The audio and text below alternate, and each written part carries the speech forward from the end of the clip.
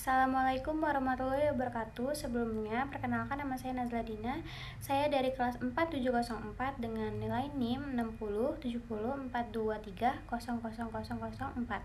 Sebelumnya di sini saya akan mempresentasikan sekaligus menjawab pertanyaan-pertanyaan yang telah diberikan dari Ibu dosen. Untuk topik pembicaraan kali ini, saya akan mengambil topik produk tiramisu. Kenapa tiramisu? Karena menurut saya tiramisu ini sudah mampu atau sudah pantas untuk go internasional. Nah, untuk itu nanti saya akan jelaskan di slide selanjutnya. Untuk yang sekarang, pertama-tama saya akan menjelaskan tentang strategi kompetitif atau strategi persaingan. Nah, tiramisu ini untuk mempertahankan persaingan produknya, tiramisu mengeluarkan berbagai macam variasi rasa maupun variasi bentuk, seperti misalnya ada tiramisu dari bolu gulung, terus ada pie coklat. Nah, selain itu juga tiramisu ini terus berinovasi agar konsumen lebih tertarik ke tiramisu dibanding brand yang lainnya. Nah, selain itu agar tertarik ke brand tiramisu ini, konsumen juga tidak bosan dengan rasa yang itu saja. Nah, contohnya ada tiramisu mengeluarkan berbagai macam varian rasa, mulai dari coklat crunchy sehingga ada nih yang lagi viral sekarang di Braga Bandung, yaitu premium coffee ice, yang di atasnya ada ice cream. Itu ada tiramisu. Jadi biar kalian gak bosan, tiramisu ini mengeluarkan varian baru. Nah, di slide selanjutnya itu ada bagaimana sih persaingan tiramisu dengan brand lainnya. Nah, di sini keunggulan tiramisu dibanding brand lainnya itu yang pertama ada memiliki 6 layers of happiness. Terus yang kedua, memiliki 6 layers of happiness ini, yang kedua kan terbuat dari bahan-bahan yang premium, coklat premium. Terus yang ketiga ada memiliki cita rasa yang creamy, juga manis yang pas. Terus yang keempat ada memiliki kemasan yang personal size yang bisa dibawa kemana saja, termasuk traveling ataupun menjadikan oleh-oleh. Terus yang kelima ada selain berbentuk bolu, tiramisu ini juga mempunyai bentuk lain seperti momo roll atau pie coklat. Nah, terus yang terakhir ada memiliki banyak topping sehingga konsumen tidak bosan dan bisa memilih sesuai dengan seleranya masing-masing. Lalu selanjutnya ada analisis SWOT. Nah, yang pertama ini ada strength atau kekuatan. Nah, tiramisu ini mempunyai kekuatan dari rasanya yang enak dan khas. Terus selanjutnya ada weakness. Weakness ini bagi sebagian orang tiramisu terbilang cukup mahal karena tiramisu juga dijual mulai dari harga 48.000. Nah, mungkin ada beberapa orang yang tergantung ekonominya nggak bisa atau kemahalan menurut dia. Jadi terus selanjutnya ada opportunities atau tiramisu ini memiliki peluang yang sangat besar.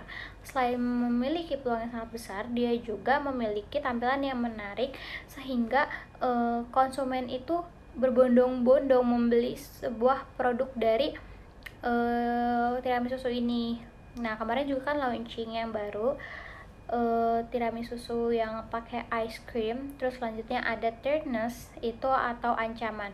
Nah, menurut saya sendiri ancaman untuk tiramisu ini dilihat dari produk lokal yang ada di Indonesia seperti Dessert by Najla. Nah, itu menurut saya juga memiliki rasa yang lumayan gitu loh. Terus dia juga terbuat dari bahan-bahan yang premium. Nah, itu menurut saya kalau ancaman untuk tiramisu ya. Atau selanjutnya,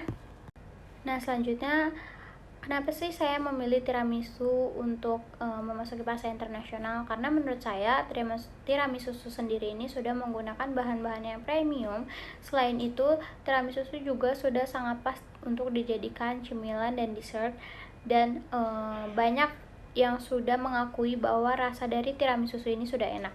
Terus untuk rekomendasi negara, saya memiliki dua pilihan. Yang pertama ada Malaysia dan kedua ada Thailand atau Bangkok, di negara Bangkoknya. Nah, terus alasan saya memilih negara tersebut, yang pertama karena Bangkok itu terkenal dengan tempat wisata. Nah, di situ saya melihat peluang besarnya tuh, karena pasti di situ banyak dari luar negeri kayak berbondong-bondong ingin melihat Bangkok ada apa. Nah, kita di situ melihat peluang pasarnya. Terus selanjutnya saya memasuki Malaysia itu karena menurut saya Malaysia itu memiliki selera yang sama dengan Indonesia. Peluang dan resiko ketika tiramisu memasuki pasar internasional. Yang pertama itu ada peluangnya, memiliki peluang yang tinggi karena warga negara pasti suka makanan yang manis serta dessert-dessert yang menarik. Yang kedua itu tiramisu memiliki rasa yang autentik. Yang ketiga itu memiliki peluang pasar yang tinggi dikarenakan tiramisu mempunyai harga yang terjangkau. Kenapa saya bilang harga yang terjangkau? Karena kalau masuk ke pasar internasional itu pasti udah worth it dengan harga yang segitu. Lalu itu resikonya pasti tiramisu bakalan bersaing dengan produk lokal yang ada di sana. Proses internasionalisasi. Nah, menurut saya itu yang pertama ada membangun fasilitas. Nah, kenapa sih harus dibangun fasilitas? Karena kita kalau ingin berjualan, kita harus membuat fasilitas yang ada, kayak kita ini perlu apa, kelengkapannya, bahan-bahannya. Terus yang kedua ada pendirian anak perusahaan di Bangkok dan juga Malaysia. Nah, kenapa sih harus ada anak perusahaan itu? Karena menurut saya tujuannya itu untuk memantau pasarnya gimana. Nah, yang terakhir ini ada strategi pemasaran yang cocok diterapkan oleh tiramisu. Menurut saya itu ada dua. Yang pertama ada strategi adaptasi komunikasi, yang kedua ada strategi perluasan secara langsung. Nah, apa sih strategi perluasan secara langsung ini? Nah, strategi perluasan secara langsung ini kayak kita tuh melakukan observasi secara langsung. Kayak kita nih sebagai penjual, kita harus turun langsung, kayak melihat riset pasarnya seperti apa, kayak kira-kira cocok nggak dengan penduduknya, kira-kira bakal laku apa enggak, bahan-bahannya kira-kira bakal ada apa enggak. Nah, jadi tujuan kita melakukan riset itu seperti itu.